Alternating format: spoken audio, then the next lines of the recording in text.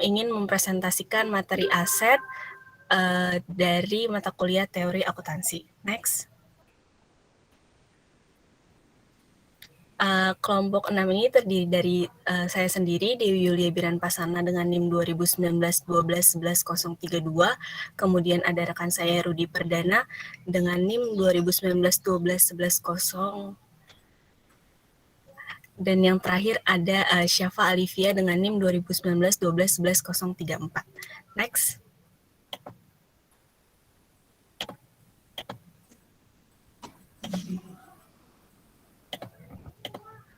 Kemudian di materi ini kita akan mempelajari 5 topik bahasan.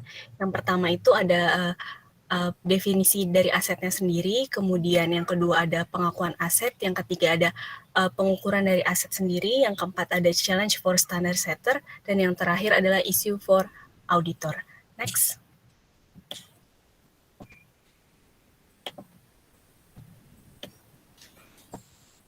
Nah, yang bakal pertama kali kita bahas di sini adalah definisi dari aset. Next.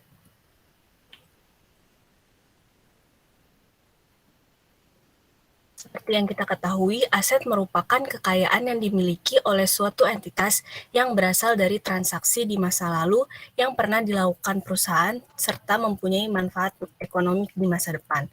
Nah, dari pengertian di atas dapat disimpulkan bahwa aset ini memiliki beberapa karakteristik, yaitu next.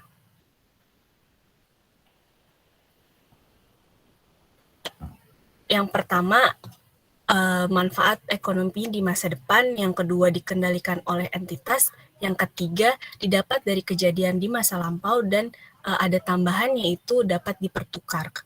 Nah, kita akan membahas karakteristik aset ini satu persatu. Next.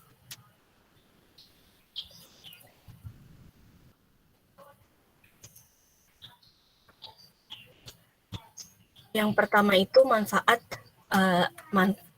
mempunyai manfaat ekonomi di masa depan. Nah, agar dapat digolongkan sebagai aset, maka harus mempunyai manfaat ekonomi di masa depan. Manfaat ekonomi tersebut dapat dilihat dari kemampuan suatu perusahaan untuk menghasilkan laba atau pendapatan serta mampu mendatangkan kas pada masa yang akan datang. Nah, biasanya manfaat ekonomi yang dimiliki oleh perusahaan berkaitan dengan barang ekonomi. Suatu barang dapat dikatakan sebagai barang ekonomi apabila tidak dimiliki oleh orang banyak serta mempunyai manfaat. Selain itu, suatu barang dapat dikatakan mempunyai manfaat ekonomi apabila yang pertama, dari aset tersebut perusahaan mampu mendapatkan penghasilan seperti dapat disewakan. Yang kedua, digunakan dalam kegiatan operasional perusahaan seperti memproduksi barang. Dan yang terakhir, mempunyai nilai tukar. Next.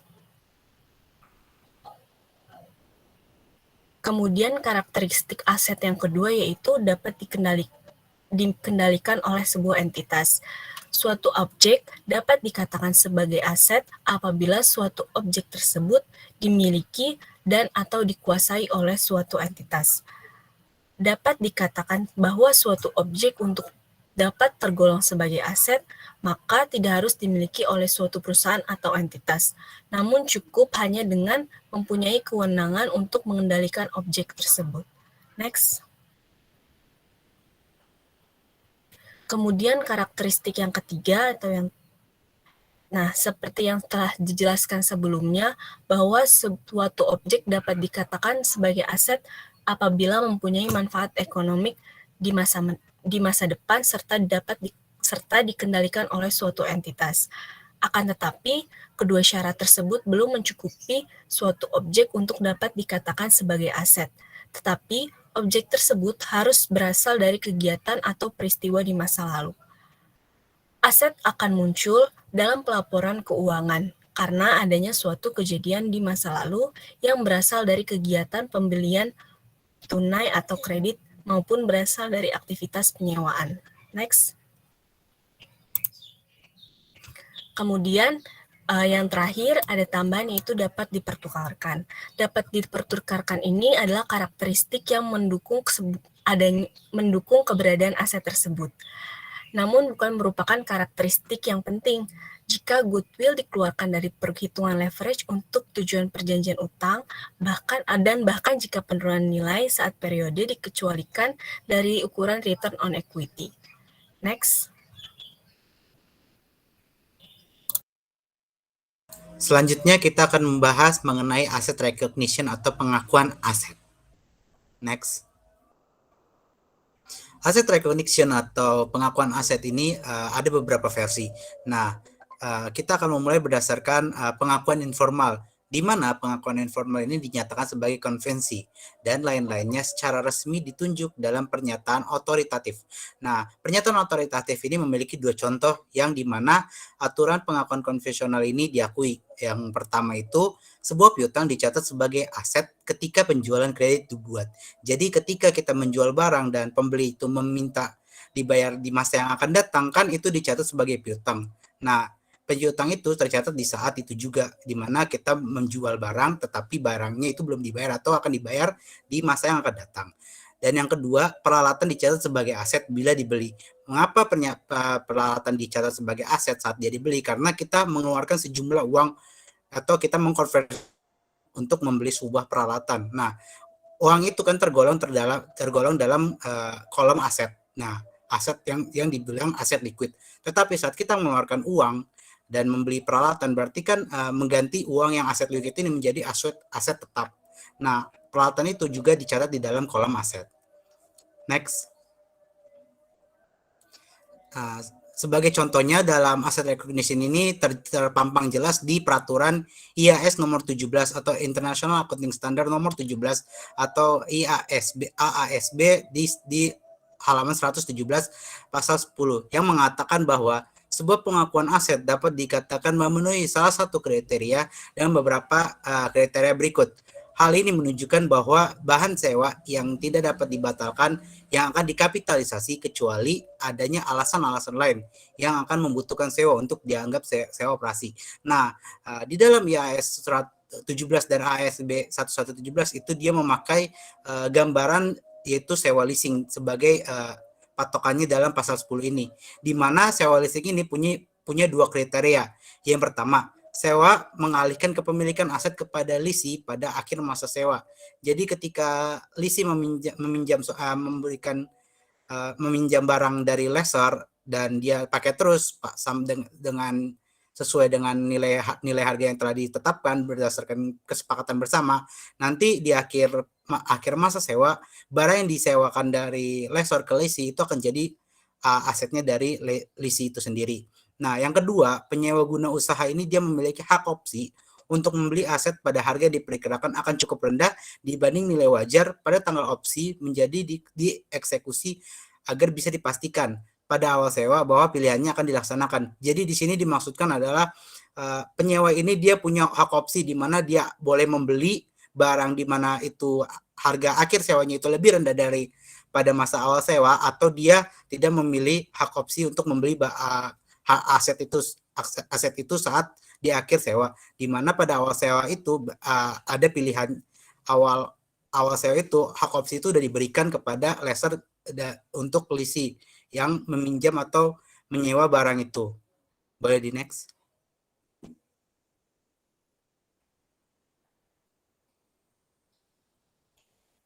Next.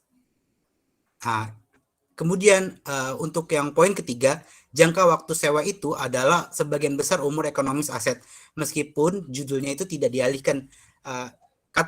Patokan di mana kita menggunakan jangka waktu sewa dalam leasing itu dia berdasarkan umur ekonomis aset atau masa manfaat aset. Kalau dalam perhitungan akuntansi keuangan menengah kan kita tahu di mana ada barang dan ada juga umur ekonomis, di mana nanti untuk mencari nilai residu kan itu harga barang dibagi umur manfaat. Nah, umur manfaat ini kalau dalam leasing itu dia memakai umur ekonomis aset.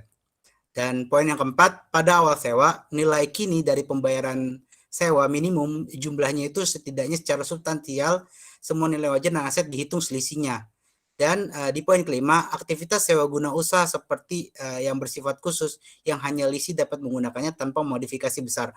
Maksud pada poin keempat dan kelima ini di mana sewa awal itu biasanya lebih mahal dibanding sewa di bulan berikutnya, karena biaya sewa awal itu pasti sudah dikurangi dengan biaya sewa di hari kedua itu pasti akan berbeda dengan hari sewa pertama, karena itu sudah dikurangi dengan biaya sewa kedua.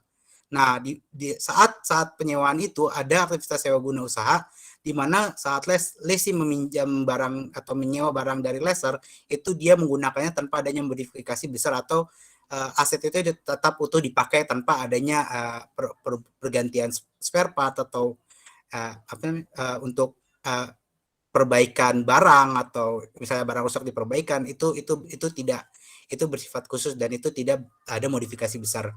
Nah, kriteria kerangka pengakuan penggabungan pertimbangan kemungkinan itu memanfaatkan ekonomi yang ada di masa yang akan datang, dan itu memenuhi syarat untuk pengakuan dalam rekening. Nah, suatu aset itu harus mampu diukur secara andal dan teliti. Jadi setiap pengukuran aset itu harus ditentukan dari mana nilai histori awal di saat barang itu dibeli, dan di mana dan berapa harga nanti yang terjadi di masa depan. Selanjutnya,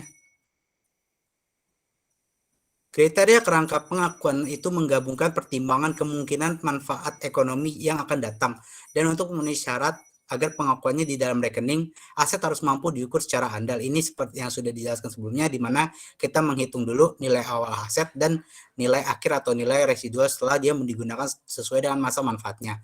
Kriteria pengakuan itu telah diakui dan ditetapkan pada masa lalu untuk membantu akuntan agar dapat memutuskan kapan saatnya terjadi untuk merekam aset atau mengakui suatu aset. Di sini berdasarkan ketergantungan pada hukum, pengakuan aset itu banyak bergantung pada konsep hukum aset. Pencatatan piutang karena penjualan persediaan dan pembelian aktiva tetap itu memberikan hak hukum untuk menggunakan barang tersebut. Sebagai contoh, kriteria ini merupakan saling berkaitan dan bersifat relevansi dari keandalan sebuah informasi akuntansi, di mana keberadaan hak-hak hukum ini merupakan indikator, tetapi bukan kriteria untuk pengakuan aset. Jadi di sini pengakuan hukum ini hanya sebagai indikator semata dari pengakuan aset, bukan sebagai kriteria dalam pencatatan dan pengakuan aset. Next. Di poin kedua, penentuan substansi ekonomi dari transaksi atau peristiwa ini, dia memastikan substansi ekonomi dari transaksi yang berkaitan dengan tujuan melaporkan informasi yang relevan dan dapat diandalkan. Jadi ini untuk pencatatan transaksi berdasarkan dari peristiwa ekonomi, untuk memastikan bahwa laporan informasi yang diberikan ini bersifat relevan dan dapat dipakai sebagai patokan untuk mencari aset, pengakuan aset. Yang ketiga, di sini penggunaan konservatisme atau di mana kita sebut sebagai prinsip kehati-hatian yang bertujuan untuk mengantisipasi kerugian, tetapi bukan hanya tidak hanya keuntungan, karena ini tercatat di dalam pernyataan ayat 7 yang berbunyi prudence adalah dimasukkannya tingkat kehati-hatian dalam pelaksanaan penilaian yang diperlukan dalam membuat perkiraan, di mana yang diperlukan dalam kondisi yang tidak pasti, sehingga aset dan atau pendapatan tidak dilebih-lebihkan dan kewajiban atau beban itu tidak dimengerti. Jadi di mana kita dalam menghitung suatu aset atau pendapatan itu lebih harus bersifat hati-hati, karena kita tidak boleh melebih-lebihkan atau mengurangi kewajiban atau beban yang tidak seharusnya kita masukkan ke dalam pelaporan keuangan itu. Boleh di next. Nah, menurut paham konservatisme itu dia menyiratkan bahwa kewajiban perekaman aset atau kita sebut pengakuan aset itu bisa lebih awal, tetapi sebagai contoh di sini, jika sebuah perusahaan kalah dalam gugatan, bahkan jika banding, konservatisme itu akan menyiratkan bahwa hal itu masuk dalam pernyataan pengakuan aset. Tetapi jika perusahaan menggugat dalam gugatan tersebut, perusahaan itu, dan bila perusahaan itu menang dalam gugatan dengan pengajuan banding terdakwa, maka tidak ada aset yang dapat dicatat. Selain itu, contoh lain dari pandangan konservatisme ini, dia berkaitan dengan penghitungan akuntansi jangka panjang, seperti contoh proyek-proyek konstruksi atau konstruksi bangunan itu biasanya menggunakan prinsip atau pandangan dari sisi konservatisme. Next. Nah, dari konservatisme itu juga menyatakan bahwa standar juga dapat membatasi pengakuan aset. Sebagai contoh, di dalam peraturan IAS 38 dan IASB nomor 138, di mana aset tidak berwujud atau intangible asset dalam paragraf 48 dibilang melarang pengakuan goodwill yang dihasilkan secara internal. Karena standar menyatakan bahwa goodwill ini bukan merupakan sumber daya yang dapat diidentifikasi atau tidak dapat dipisahkan dan tidak timbul dari hak kontraktual atau lainnya, di mana dikendalikan oleh suatu entitas yang dapat diukur pada biayanya. Itu dilanjutkan pada paragraf 49. Jadi paragraf 48 ini menjelaskan bahwa goodwill ini pengakuan goodwill ini tidak boleh dihasilkan secara internal, dan paragraf 49 ini dia menjelaskan alasannya mengapa goodwill ini tidak boleh dihasilkan secara internal, karena itu bukan sumber daya yang dapat diidentifikasi dan tidak dapat dipisahkan atau tidak timbul dalam hak kontraktual atau lainnya. Boleh next. Demikian pula juga terjadi di IAS nomor 38 dan ASB nomor 108 yang menjelaskan bahwa membatasi pengakuan aset internal yang timbul dari pengeluaran dan penelitian. Berarti semua pengeluaran penelitian itu dibebankan pada saat terjadinya penelitian itu sendiri, karena dalam pandangan pembuat standar, suatu entitas tidak dapat menunjukkan bahwa manfaat ekonomi masa depan akan dihasilkan. Pengakuan aset internal yang timbul dari pengeluaran pembangunan itu bisa saja diperbolehkan, tetapi hanya jika kriteria yang ketat itu sudah terpenuhi. Misalnya sebagai contoh, dalam merek internal itu tidak dapat diakui, tetapi dalam suatu produk atau merek yang diperoleh dari sebagian besar dari kombinasi bisnis itu bisa dicatat berdasarkan nilai wajarnya atau fair value-nya. Boleh di next. Apa sih hukum apa yang menguatkan pernyataan itu? Itu berada di contoh peraturan 57, di mana peraturan 57 ini menjelaskan aset tidak berwujud yang timbul dari pengembangan atau dari tahap pengembangan proyek internal itu akan diakui jika dan hanya jika suatu entitas ini dapat menunjukkan kriteria yang telah yang sebagai berikut. Yang pertama itu berdasarkan kelayakan teknis untuk menyelesaikan aset tidak berwujud yang akan tersedia untuk digunakan atau dijual. Yang kedua, keinginan untuk menyelesaikan aset tak berwujud atau intangible asset ini, dia harus menggunakannya atau pilihannya sebagai menjualnya. Yang ketiga, di mana kemampuan perusahaan itu untuk menggunakan atau menjual aset yang tidak berwujud ini. Boleh di next. Dan yang keempat, ini di mana kondisi aset tidak berwujud ini dapat menghasilkan kemungkinan yang bermanfaat atau nilai ekonomis yang akan terjadi di masa depan. Misalnya sebagai contoh, dalam hal-hal ether atau entitas dapat menunjukkan bahwa adanya pasar bagi keluaran aset tidak berwujud atau aset tidak berwujud itu sendiri jika digunakan secara internal. Kegunaan aset itu dari kegunaan nilai aset itu berdasarkan nilai tidak berwujud.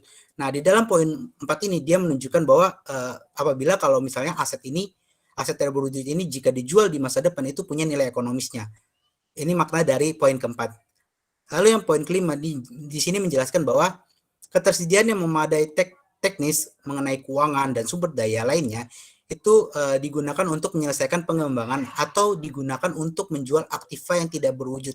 Dan yang terakhir dan yang kemudian nomor 6 di sini menjelaskan bahwa kemampuan untuk mengukur andal pengeluaran berhubungan dengan aktiva tidak berwujud itu berada dalam pengembangannya. Jadi untuk menghitung pengeluaran yang berhubungan dengan aktiva tidak tetap atau intangible asset itu berarti dilihat dari perkembangan aktiva tidak berwujud itu. Boleh di next.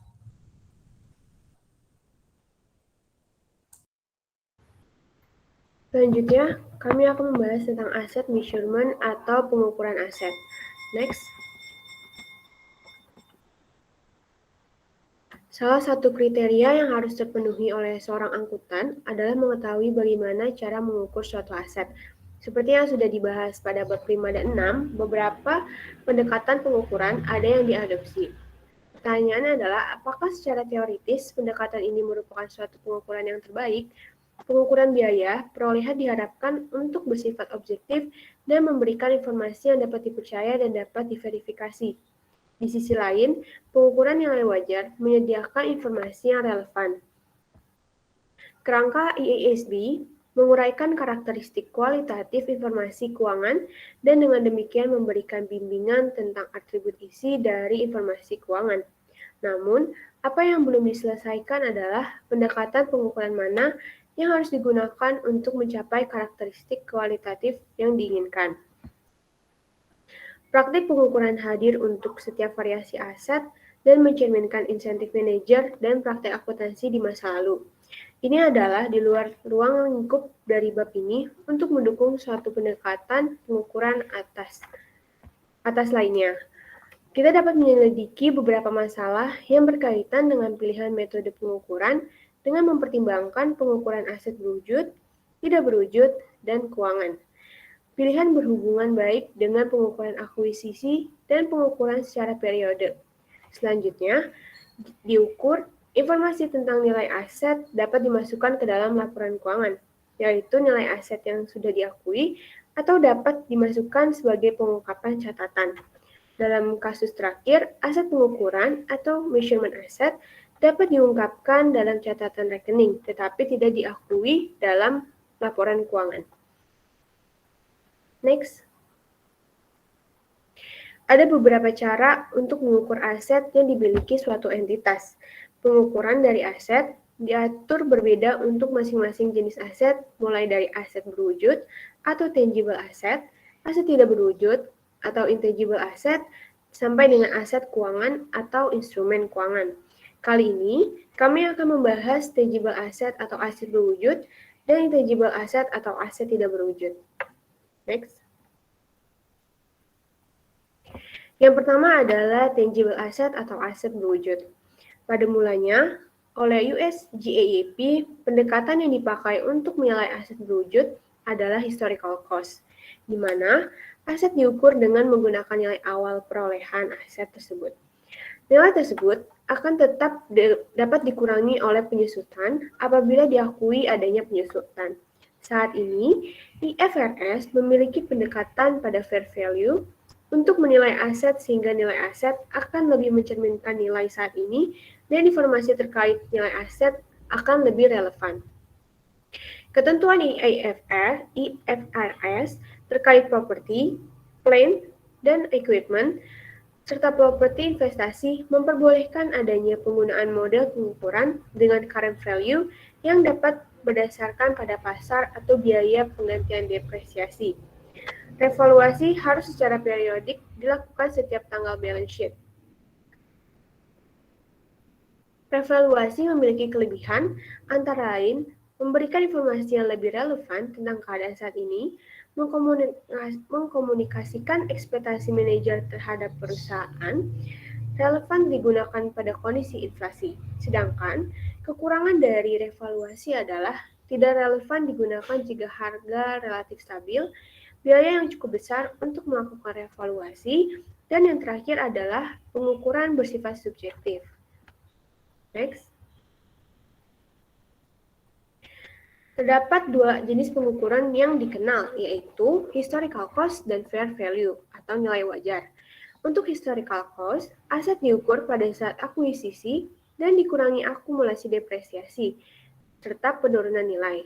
Pendukung model ini berpendapat bahwa biaya pada saat akuisisi ini menyediakan tujuan dan bukti-bukti bahwa pengukuran depresiasi dan penurunan nilai yang telah dihitung merefleksikan nilai yang sesungguhnya pada balance sheet. Next. Sebagaimana yang telah dijelaskan pada bab 5, pendekatan tradisional telah mengukur aset sebesar harga perolehan. Biaya historis telah tertanam secara akurat di Amerika Serikat sebagai prosedur standar akuntansi keuangan atau PSAK, meskipun posisinya SEC. ZEV menggambarkan komitmen SEC untuk biaya historis sebagai paparan kapitalisasi perusahaan yang dipertanyakan dalam praktek revaluasi sebelum runtuhnya pasar saham Amerika Serikat pada tahun 1929. Dia berpendapat bahwa dari pendiriannya, SEC menolak setiap penyimpangan dari akuntansi biaya historis dalam tubuh laporan keuangan. Selanjutnya, biaya modal mencerminkan pendekatan konservatif untuk pengukuran aset. Beberapa GAAP nasional mendukung penggunaan biaya historis, misalnya GAAP nasional di Prancis dan Jerman, dan arahan Uni Eropa sebelum tahun 2005. Pengukuran setelah pengakuan berdasarkan biaya historis berarti bahwa pengukuran aset sebesar biaya perolehan dikurangi akumulasi penyusutan dan penurunan biaya. Pendukung biaya model berpendapat bahwa biaya perolehan memberikan bukti objektif dan dapat diverifikasi dari biaya aset, penerapan penyusutan, dan penurunan nilai memastikan bahwa nilai saat ini tercermin dalam neraca. Konsisten dengan pendekatan konservatif untuk pengukuran, kerugian nilai aset diakui dalam laporan keuangan tetapi tidak dengan keuntungannya. Namun, standar IASB memungkinkan pengukuran aset berwujud berikutnya. Pilihan yang termasuk dalam tatanan IAS 16 aktiva tetap dan IAS 40 properti investasi mencerminkan praktik GAAP yang diadopsi ke dalam IASC atau IASB standar. Next. Pengukuran dapat didasarkan pada nilai pasar yang disediakan oleh penilaian profesional yang mempengaruhi syarat, atau dapat diperkirakan oleh entitas berdasarkan pada pendapatan atau pendekatan biaya pengganti terdepresiasi. Revaluasi harus tetap up to date pada setiap tanggal neraca. Demikian pula, dalam kaitannya dengan IAS 40, manajer dapat memilih model biaya atau model nilai wajar untuk mengukur setelah pengakuan.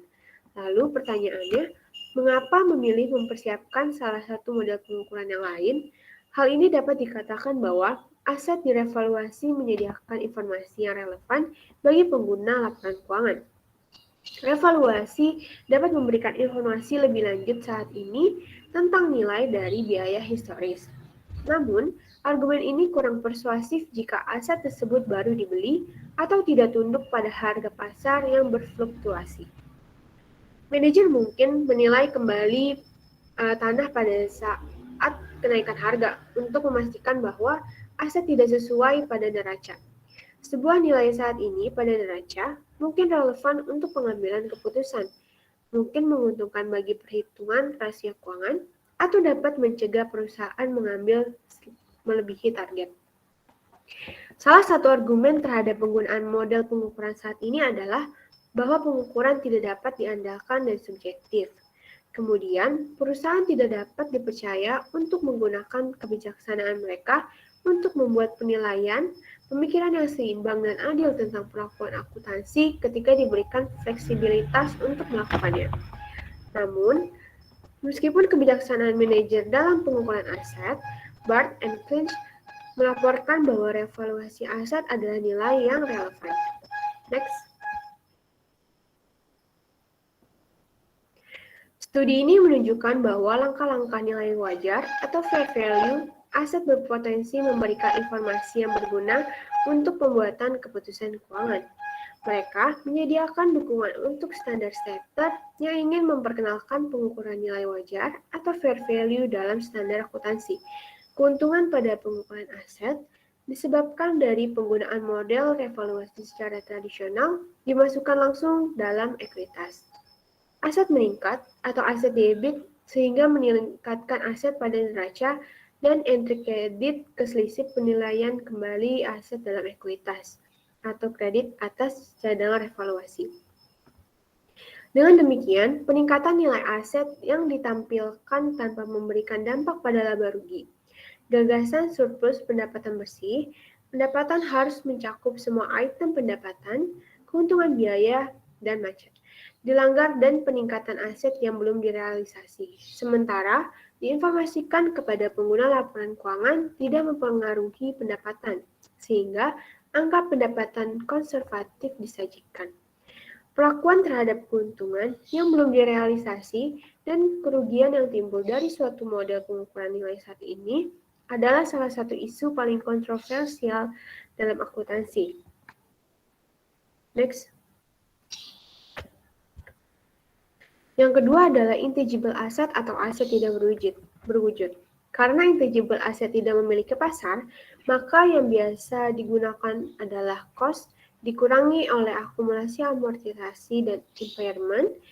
IAS 38 melarang pengakuan atas internally generated intangible asset karena hanya dapat dimunculkan di balance sheet, hanya atas capitalization of development cost-nya saja. Next. Beberapa aset yang penting bagi perusahaan berbentuk aset tidak berwujud. Contohnya adalah Coca-Cola, hak cipta Microsoft, dan sebagainya. Praktek akuntansi pada aset tidak berwujud atau intangible asset pada umumnya menganut prinsip konservatif. Berdasarkan IAS 38, kita mengukur aset tidak berwujud pada biaya akuisisinya. Penggunaan current value jarang digunakan, namun IAS memperbolehkan revaluation model dengan memerlukan fair value untuk didapatkan dari pasar yang aktif. Sifat dasar aset tidak berwujud adalah tidak adanya pasar aktif sehingga historical cost merupakan cara yang umum digunakan. Selain itu, IAS tidak memperbolehkan diakuinya aset tidak berwujud secara internal. Next. Kita telah melihat bahwa praktik akuntansi saat ini membuat penggunaan kedua biaya dan nilai wajar atau revaluasi modal untuk aktiva berwujud. Pertanyaannya, haruskah kita mengambil pendekatan yang sama untuk pengukuran aset tidak berwujud? Aset merupakan manfaat ekonomi masa depan yang akan direalisasikan oleh suatu entitas, mungkin berhubungan dengan barang berwujud ataupun tidak berwujud. Memang, beberapa aset paling berharga yang dimiliki oleh perusahaan saat ini adalah yang tidak berwujud. Pertimbangkan merek Coca-Cola, Louis Vuitton, atau Billabong, atau properti intelektual yang dikembangkan sendiri oleh produsennya seperti Microsoft dan Apple, atau paten atas inovasi dalam pengembangan obat-obatan yang diselenggarakan oleh GlaxoSmithKline atau Bayer. Praktek akuntansi dalam kaitannya dengan pengukuran aset tidak berwujud secara umum telah konservatif. Next. Adapun aset berwujud, standar akuntansi mengharuskan kita mengukur aset tidak berwujud pada awalnya biaya akuisisi. Karena aset tidak berwujud sifatnya tidak memiliki pasar aktif, biaya amortisasi dikurangi akumulasi penyusunan dan penurunan adalah metode pengukuran yang digunakan secara luas.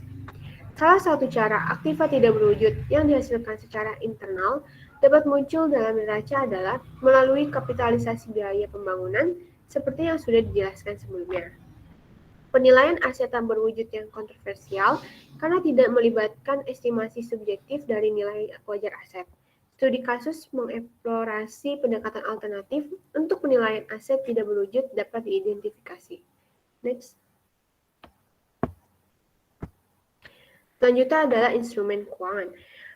Model pengukuran yang paling dominan adalah historical cost. Namun, banyak yang menentang karena tidak relevan. Contohnya, derivatif yang telah diatur untuk diukur dalam fair value. Sehingga, meskipun harga pasar lebih dianjurkan, namun perkiraan manajemen juga boleh digunakan untuk fair value. Next.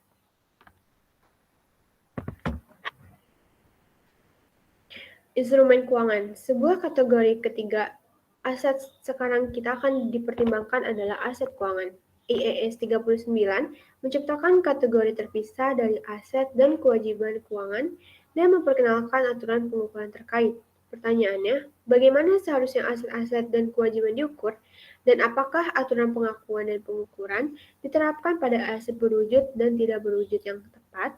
Seiring waktu, nilai mereka dapat berubah secara dramatis, tetapi di bawah model biaya perubahan nilai tidak akan dicatat dalam laporan keuangan. Next. Pertanyaan selanjutnya adalah, haruskah perubahan nilai derivatif dimasukkan ke dalam neraca untuk mencerminkan nilainya untuk entitas? Yang kedua, haruskah keuntungan atau kerugian memegang derivatif dimasukkan dalam pendapatan periode? Dan yang terakhir, bagaimana investor memadai menilai risiko jika derivatif dan kontrak keuangan lainnya tidak diakui? FASB dan IASB telah menyimpulkan bahwa derivatif harus diukur pada nilai wajar daripada biaya. Dalam IAS 39, nilai wajar didefinisikan sebagai jumlah yang merupakan aset dapat dipertukarkan atau kewajiban diselesaikan. antara pihak yang bersedia berpengetahuan dalam transaksi jangka panjang tersebut. Next. Standar-standar instrumen keuangan telah meningkatkan relevansi informasi yang diberikan. Namun, beberapa pihak berpendapat bahwa keandalan berkurang karena metode pengukuran eksak digunakan untuk menentukan nilai wajar. Pernyataan FASB ini telah dipilih berpengaruh dalam pengembangan standar instrumen keuangan yang telah diumumkan oleh IASB. Next. Pada pengakuan awal, semua instrumen keuangan dapat diukur dengan biaya perolehan, yang pada tahap ini setara dengan nilai wajar. Dalam pengakuan selanjutnya, suatu entitas dapat memilih untuk menghargai semua atau salah satu dari instrumen keuangan pada nilai wajar, dengan perubahan nilai wajar diakui dalam pendapatan, dengan menunjuk mereka sebagai nilai wajar melalui laporan laba rugi.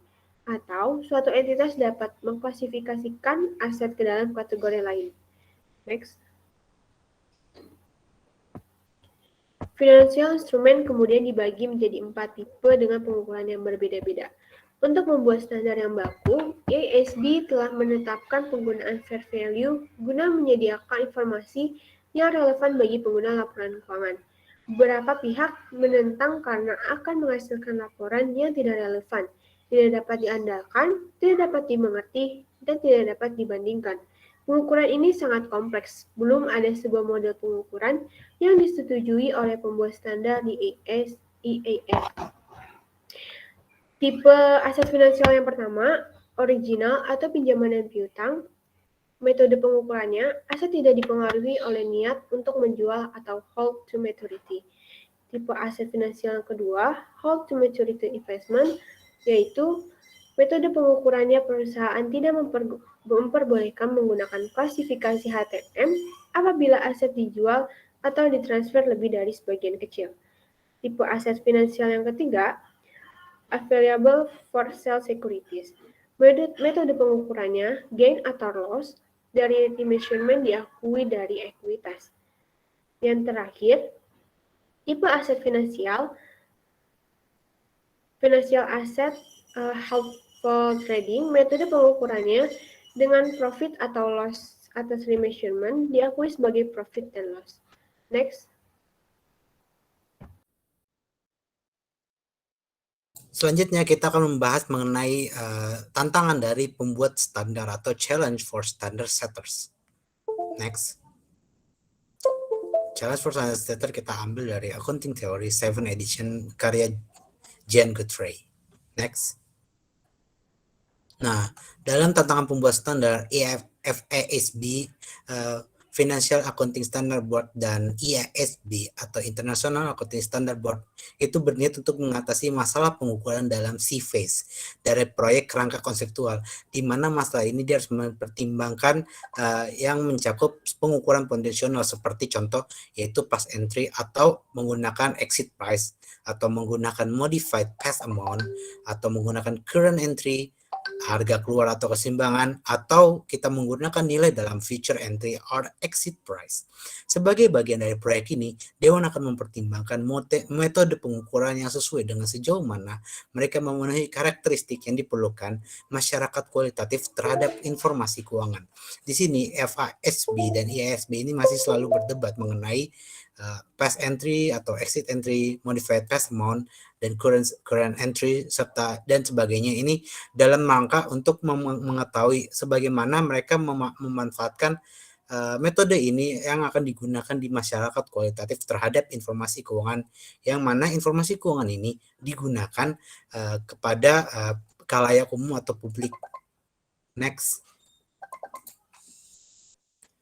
Selanjutnya, proyek kerangka konseptual ini dia menunjukkan bahwa pembuatan standar terbuka itu digunakan untuk mempertimbangkan berbagai model pengukuran. Komentator dari IASB standar mengklaim bahwa diperkenalkannya memperluas penggunaan pengukuran nilai wajar, meskipun salah satu anggotanya itu Kearns dengan tegas membantah klaim ini.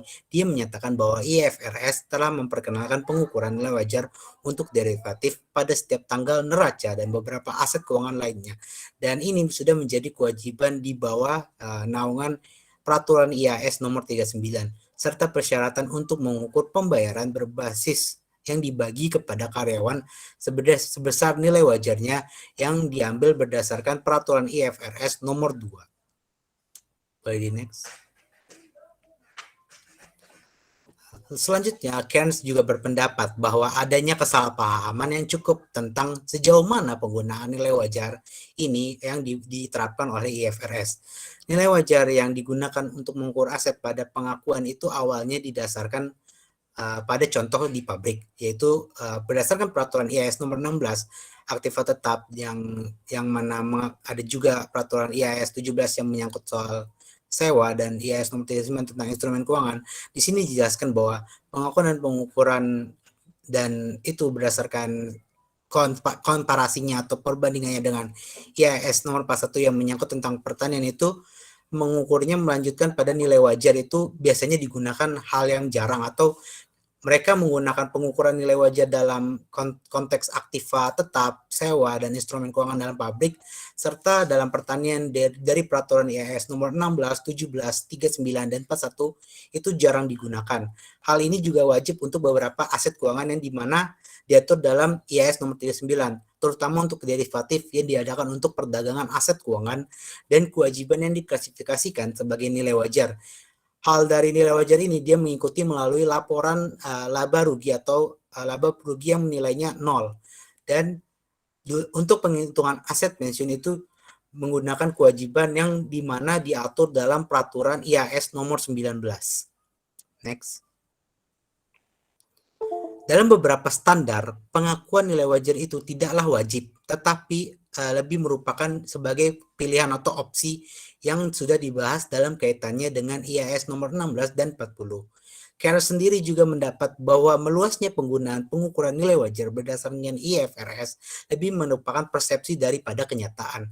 Biarpun demikian, IASB dan IFSB itu tetap mendapatkan dukungan untuk penggunaan nilai yang lebih besar adalah menggunakan pengukuran nilai wajar. Misalnya sebagai contoh, untuk sebuah instrumen keuangan yang menjadi fokus perhatian dalam instrumen keuangan itu sendiri itu adalah beberapa bagian dari komunitas keuangan, di mana pihak IASB dan FISB itu mengeksplorasi pandangan peserta dalam proses pelaporan keuangan, seperti contohnya dalam proses penyusunan, penganalisis, dan pembuatan standar dalam instrumen keuangan. Nah, dalam instrumen keuangan ini juga menyangkut tentang pengukuran nilai wajar dari instrumen keuangan itu dalam sebuah studi kasus. Next. Nah, dalam studi kasus ini dia menjelaskan bagaimana menghitung pengukuran nilai wajar. Nah, mengingat penggunaan pengukuran nilai wajar itu merupakan tantangan bagi pembuat standar, maka pembuat standar itu telah memberikan bimbingan tentang bagaimana mengukur nilai wajar yang diatur dalam FESB PSAK di halaman 100, peraturan nomor 157. Pengukuran nilai wajar itu memberikan contoh teknik penilaian yang akan digunakan untuk mengestimasi nilai wajar, yaitu berdasarkan yang pertama, pendekatan pasar. Pendekatan pasar ini digunakan untuk mengamati dari sebuah informasi atau transaksi yang sebenarnya terjadi saat itu juga, dan itu juga bersifat identik atau sama. Di mana yang menjadi concern dari transaksi ini itu adalah aset yang sama atau sebanding dengan nilai wajar yang sama atau dengan transaksi utang piutang yang nilainya sama. Dan yang kedua itu adalah pendekatan pendapatan, di mana pendekatan pendapatan ini lebih ke arah konversi jumlah masa depan seperti yang dicatat di dalam arus kas atau arus laba dengan jumlah single percent diskon. Jadi ini pendekatannya berdasarkan konversi jumlah masa depan dengan patokan arus kas dan arus laba, tetapi penghitungannya dengan single percent discount. Dan yang ketiga itu biaya pendekatan atau pendekatan biaya, di mana jumlah yang saat ini akan diperlukan untuk mengganti kapasitas layanan. Mereka menggunakan biaya pendekatan ini untuk mengetahui berapa sih penggantian dalam penggunaan kapasitas pelayanan tersebut. Next. Selain itu, FASB juga menjalankan beberapa hierarki atau fair value hierarchy, yang artinya menominasi 3 kategori untuk input yang akan digunakan untuk mengestimasi nilai wajar. Di sini ada 3 tingkatan.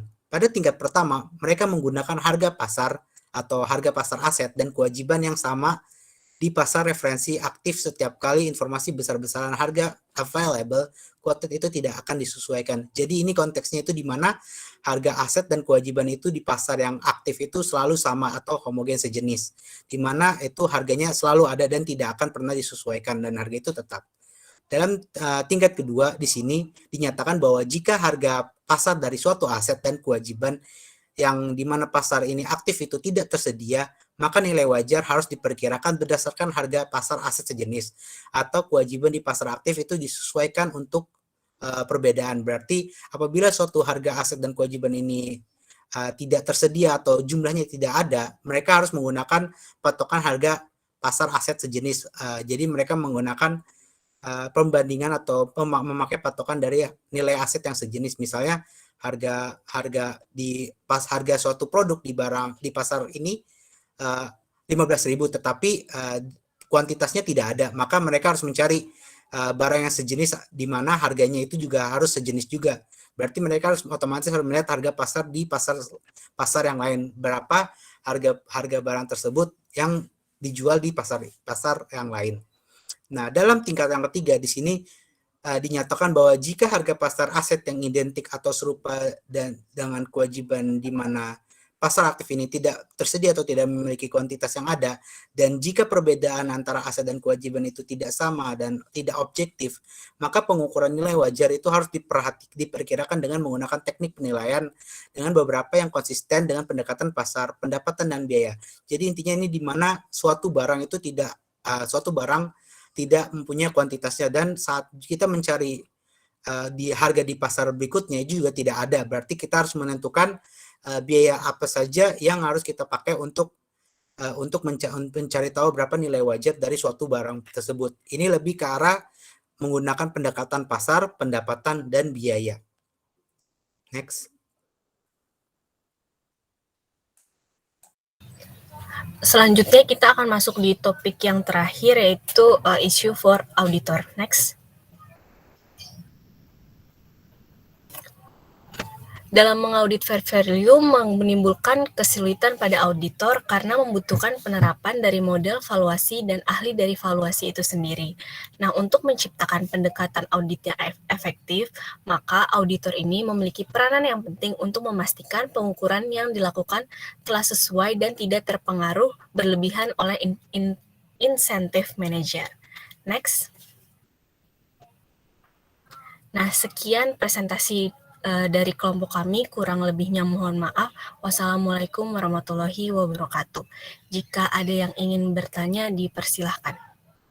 Oke, terima kasih banyak kepada kelompok Dewi, kelompok Safa, Rudi atas presentasinya yang sangat baik sekali ya.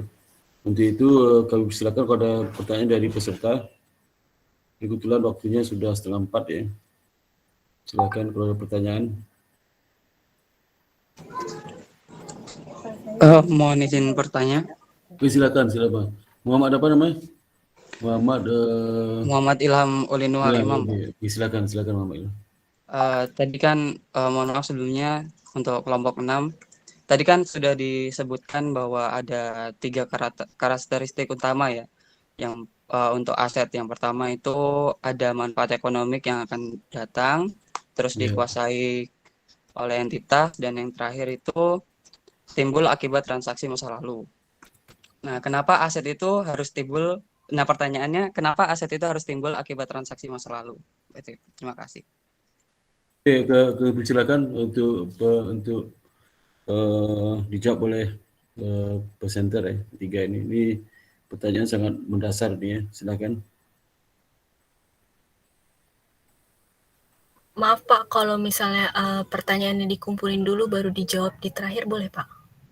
Oh gitu ya, silakan. Oke, satu mungkin pertama 3 orang ya, 2 lagi silakan. Pak Ilham ya, bertanya. Baik, Pak, saya izin bertanya Pak. Ya, Felicia ya, silakan Felicia. Mengapa aset harus terjadi karena transaksi masa lalu? Terima kasih. Halo? Tanya apa? Mengapa aset harus terjadi karena transaksi masa lalu, Pak? Bukannya mirip sama pertanyaan situ tadi? Oh. Ilham. Ilham tadi pertanyaan seperti itu juga. Kenapa aset muncul dari transaksi masa lalu? Oh iya, Pak. Pertanyaan dari Ilham. Ya. Coba yang lain dulu, apa pertanyaan Siva, apa Felicia? Bapak, saya izin bertanya. Oke, silakan. Si saudara buka videonya, Maria. Baik, Pak, sebentar. Oh, Maita ya, silakan Maita. Iya, Pak. Videonya lagi loading ya, Pak. Saya izin bertanya, dalam hal apa aset warisan dapat dikatakan sama dengan aset yang dimiliki oleh perusahaan yang berfokus kepada profit, dan dalam hal apa mereka juga mengatakan itu berbeda? Terima kasih. Oke, bagus pertanyaannya. Satu lagi tadi silakan. Felicia masih ada? Oke, saya ke Maria Angelina, silakan. Maria Angelina. Pak, saya izin bertanya mengenai aktiva tidak berwujud. Bagaimana sih bisa aktiva itu bisa muncul? Karena kan ada 3 bagiannya, Pak. Ya, terima kasih. Oke.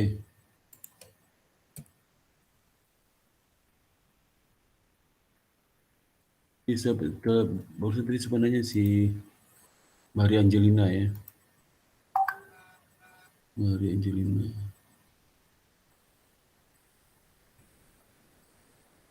Maria Angelina kelompok berapa, Mbak Maria? Kelompok 7 ya? Iya, Pak.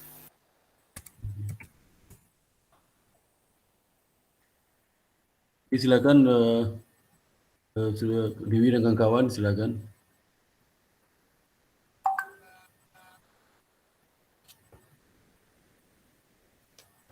Izin menjawab pertanyaan dari Kak Ilham ya, Pak. Silakan. Iya, tadi pertanyaannya, mengapa aset harus terjadi karena transaksi masa lalu?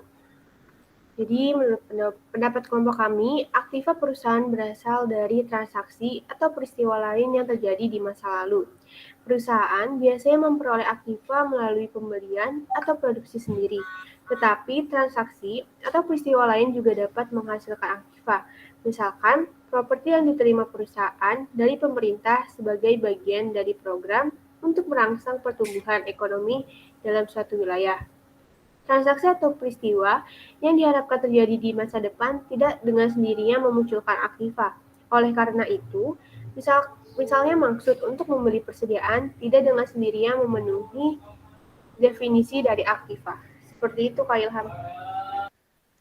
Ya, baik. Terima kasih atas jawabannya. Siap. Ya, silakan. Kemudian saya akan menjawab pertanyaan dari Maita. Pertanyaannya, dalam hal apa aset warisan dikatakan sama dengan aset yang dimiliki perusahaan berfokus profit, dan dalam hal apa aja mereka dikatakan berbeda? Baik, jadi aset warisan dikatakan sama dengan aset yang dimiliki perusahaan berfokus pada profit apabila beberapa aset bersejarah tersebut memberikan potensi manfaat selain nilai sejarahnya. Contohnya seperti bangunan bersejarah yang digunakan untuk bangunan perkantoran. Nah, untuk kasus ini aset akan diterapkan prinsip-prinsip yang sama seperti aset lainnya. Jenis ini dikapitalisasi dan dicatat di neraca sebagai aset tetap. Sedangkan sebaliknya, jika aset ini tidak sama dengan aset yang dimiliki perusahaan berfokus pada profit, maka aset jenis ini merupakan aset murni digunakan karena nilai estetika dan nilai sejarah yang dimiliki. Berbeda dengan aset bersejarah yang digunakan untuk berfokus pada profit. Aset ini tidak memiliki nilai ganda. Di Indonesia sendiri, jenis aset ini tidak perlu dilaporkan pada neraca, cukup dilaporkan atau diungkapkan pada catatan atas laporan keuangan saja. Begitu, Maita. Baik, terima kasih Dewi atas jawabannya. Oke, ada lagi jawaban lain? Bagus ya pertanyaannya. Jadi yang tadi itu kenapa aset itu harus berdasarkan peristiwa masa lalu, karena ada transaksi mendasari kan. Jadi kalau diakui aset pasti ada transaksi. Jadi tidak boleh aset itu diakui tanpa ada transaksi di masa lalu. Misalnya tiba-tiba ada aset udah tahu tanpa ada transaksi langsung diakui saja gitu. Itu nggak boleh. Jadi transaksi itu menunjukkan aset itu apakah dibeli dulu, kemudian apakah dipertukarkan, ataukah ada hibah dari lembaga lain ya, atau karena setoran saham dari pemilik ya. Nah, terus jelas ya. Jadi tidak serta-merta tiba-tiba mengklaim itu aset perusahaan ya. Wajib hukumnya ya. Jadi semua item-item yang ada di laporan keuangan itu pasti berasal dari transaksi masa lalu ya. Pasti berasal dari transaksi masa lalu. Tidak ada tanpa transaksi masa lalu ya. Karena kan semua saldo yang dari laporan keuangan itu dari pencatatan jurnal kan. Jurnal tercatat dari transaksi atau peristiwa masa lalu. Itu harus ya. Jadi semua item itu berdasarkan transaksi masa lalu. Dan yang jawaban tadi yang warisan, saya nggak tahu warisan itu ada warisan tadi dijelaskan Mbak Dewi, ada warisan atau warisan. Maksudnya bagaimana, Pak? Tadi ada pertanyaan harta warisan sama harta dimiliki perusahaan bedanya apa? Memang ada harta warisan tadi dijelaskan kayak seperti pembagian warisan aja. Ada tadi harta warisan. Maksudnya harta warisan di sini maksudnya apa itu? Harta warisan. Tadi pas dijelasin di presentasi kami nggak ada bahas tentang aset warisan sih, Pak. Oh, terus harta warisan itu gimana tuh ya? Saya nggak ngerti. Harta warisan beda sama harta biasa. Ya kalau harta warisan itu perusahaan itu memang terima warisan. Warisan itu nggak ada istilah warisan, namanya hibah ya. Hibah dari pihak lain. Yang terima warisan itu manusia diwariskan ke anak saya semacam itu warisan. Maksud warisan ini apa? Apakah harta warisan itu harta yang dimiliki masa lalu oleh perusahaan, sekarang masih ada, diwariskan kepada direksi yang baru, apakah seperti itu maksudnya? Yang jelas istilah harta warisan nggak ada di akuntansi itu, kecuali pembukuan ada hibah ya, hibah dari pihak lain kepada perusahaan ya. Itu ada istilah. Itu masuk ke modal donasi nama di kapital. Jadi debitnya aktiva bersangkutan, kreditnya modal donasi ya itu. Sebesar harga pasar dari nilai aset itu.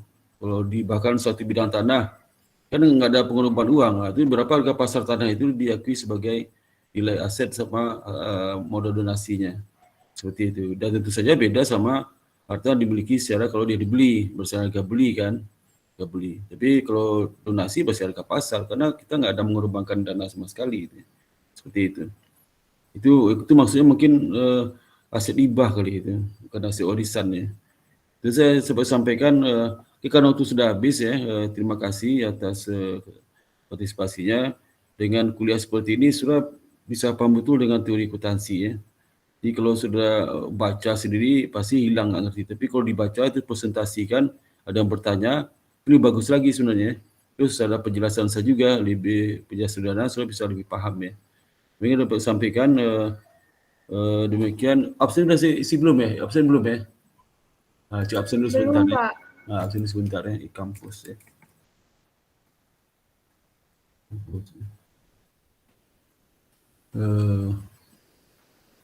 Di kampus mana? Di kampus.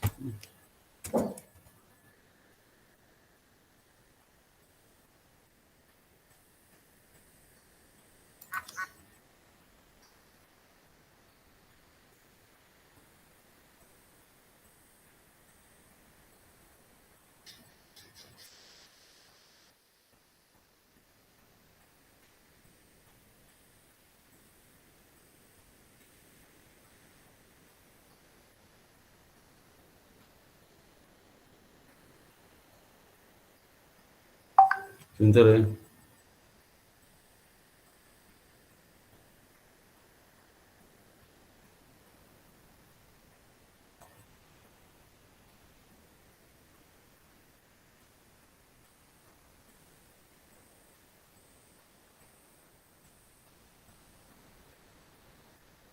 Sebentar ya.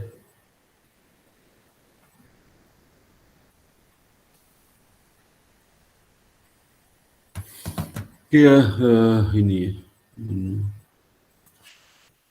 itu perkuliahan, itu absensi, ini teori akuntansi. Dia belum saya itu ya. Screen.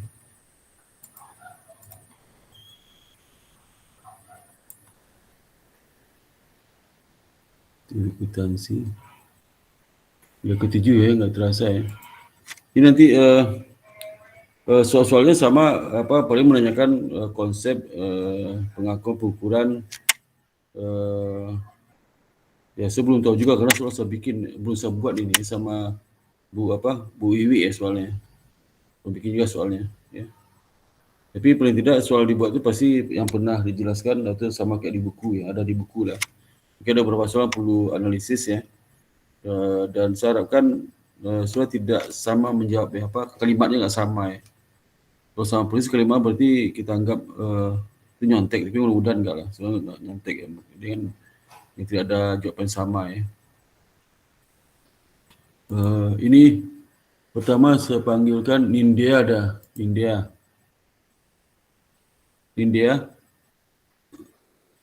Nindya ada? Enggak ada. Kemudian siapa? Muhammad Ilham ada. Ilham ada Hadir, ya? Pak. Hadir. Buka videonya ya. Kemudian Yenita. Hadir, Pak. Hadir, Yenita hadir. Kemudian Harley. Hadir, Pak. Hadir Harley. Kemudian Regina. Hadir, Pak. Hadir Regina.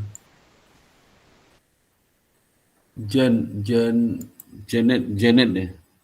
Hadir, Pak. Hadir. Mana panggilan Janet kan? Aku salah itu ejak sih. Rudy. Hadir, Pak. Hadir, mantap. Azhar. Hadir, Pak. Hadir. Azhar hadir. Rosa. Hadir, Pak. Hadir. Ini surah magangnya tahun depan ya? Rosa. Iya, Pak. Rosa siapa lagi nih? Rosa Wahyu. Hadir, Pak. Hadir. Oh, maaf, itu yang Rosa belum dicentang, Pak. Rosa mana? Oh belum Rosa. Itu lihat, dicek ya, nanti takut saya lupa. Dewi. Hadir, Pak. Hadir, Dewi hadir. Safa. Hadir, Pak. Hadir, alhamdulillah hadir. Ariel. Hadir, Pak.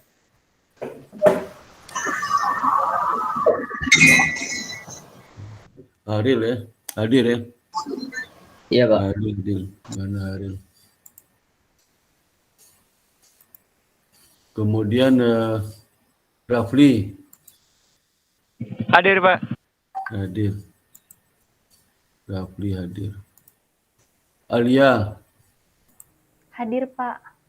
Hadir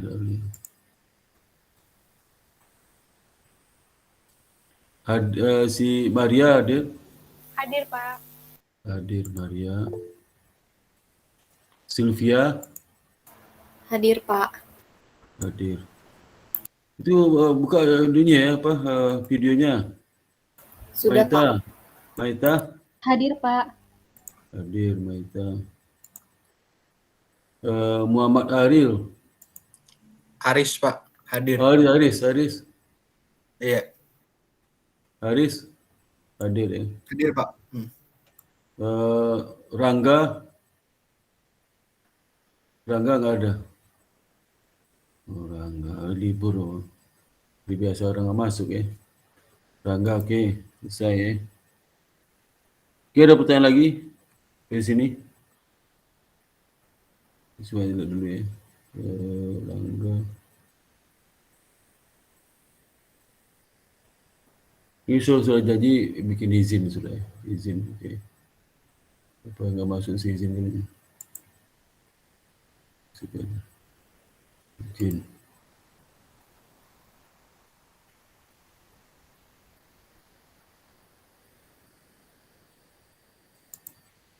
Oke, kalau nggak ada lagi pertanyaan sekira hari ini, sebentar ya, stop dulu nih. Jadi saya doakan supaya kalian sukses ya, sukses ujian UTS ya, sukses. Tak kurang satu apapun ya. Mudah-mudahan semua UTS itu dapat surat jawab dengan baik. Karena backup nilainya ada juga tugas 30% kan. 30% lumayan besar ya. UTS itu setara dengan tugas nilai 30% ya. Jadi supaya saudara bisa jawab lebih optimal. Usah nyontek ya, nanti teman-teman ya. Karena ini kebanyakan sifatnya essay semua ya. Kalimat mungkin ada kasus, tapi kasus ringan-ringan lah. Bukan kasus seperti soal intermediate, enggak ya. Jadi kasus mungkin ada soal hitungan sedikit, tapi enggak. Hanya masalah konsep ya, konsep dan sebagainya. Jadi kalau nggak ada kalau tidak ada pertanyaan lagi, boleh tutup sampai sini. Ucap alhamdulillah. Assalamualaikum warahmatullahi wabarakatuh. Waalaikumsalam. Terima kasih banyak, Pak. Terima kasih, Pak. Sama-sama. Jaga kesehatan ya, Pak. Ya, sama-sama. Sehat semua. Ya. Izin live ya, Pak.